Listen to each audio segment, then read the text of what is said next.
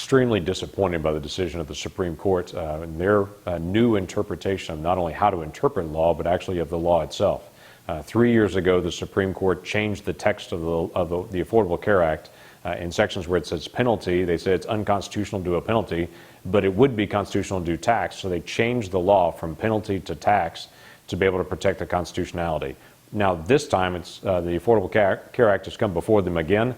They also changed the law again. They said it says exchanges established by the state, but they actually deleted the words by the state 7 different times in the law and said the law was just inartful in its drafting and there are multiple drafting mistakes, and so they went through and changed it.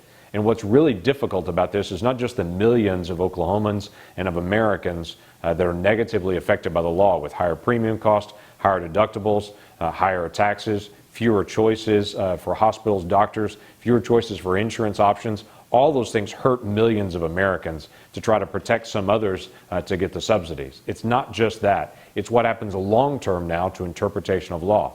This Supreme Court, with this decision, just changed forever the way that law is interpreted at the Supreme Court. They use the term meant to multiple times in their majority opinion and talked about the plain text reading says one thing, but they believe it meant to say something else.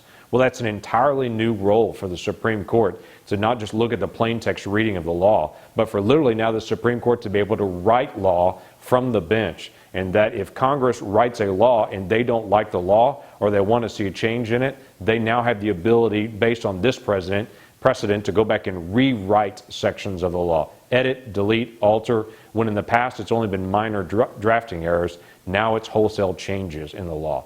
There are millions of people that have been hurt and that continue to pay higher fees and taxes now because of this law, and we're going to continue to find ways here in Congress to be able to protect people. The 40-hour work week has been changed, where multiple people now have to get 2 different jobs at 28 hours apiece.